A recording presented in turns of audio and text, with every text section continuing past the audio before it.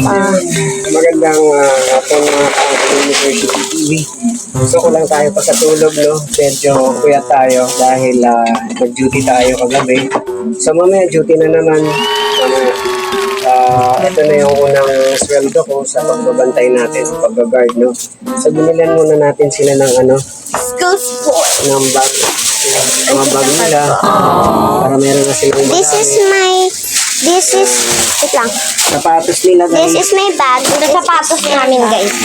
Siyempre bumili na rin ako ng This is my shoes. bumili na rin ako ng bigas tsaka ulam, no? Itlog, pambaon nila.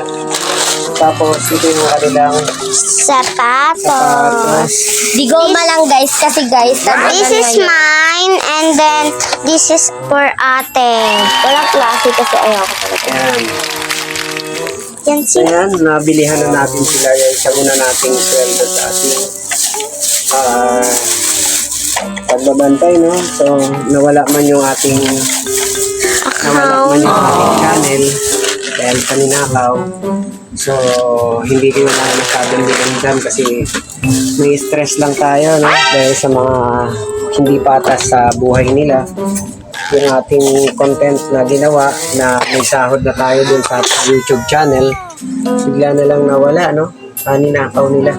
So, talagang nakakadismaya dahil pinaghirapan namin mag-aama yon, yung content na yon. Yun sanang pambili ko ng gamit nila. Kasi nung nakaraan, nakasweldo ako ng $235. So ngayon, nawala na yung $235 dahil sa ninakaw. ninakaw yung aking account sa YouTube ko. Channel na. So dalawang channel lang nadadali sa atin, guys. Angelo University TV Facebook at saka Angelo University TV YouTube. So yung parehas yung both yun, no? Nagsasahod na tayo doon, no? Malaking yung sweldo natin doon. Pero talagang meron talagang mga magnanakaw. Sa gobyerno nga, maraming magnanakaw. Dito rin sa lipunan talaga natin, hindi na uusubos. Pero pagpapasa Diyos na lang natin sila, no?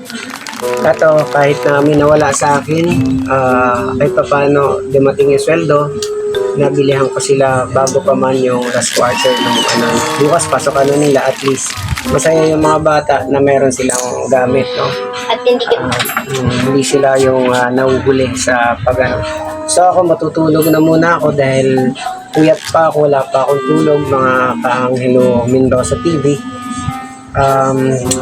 Sila na muna mag-asikaso niyan, yung mga gamit na nabili, asikasuhin nila yung ulam, asikasuhin nila, marunong naman na sila magluto, tapos yung bigas, ilalagay na nila sa lalagyan, and then, maglalabas sila, no? So, yun, maraming salamat sa inyo, guys. At pa, may laba kayo. Opo. So, matutulog muna ako.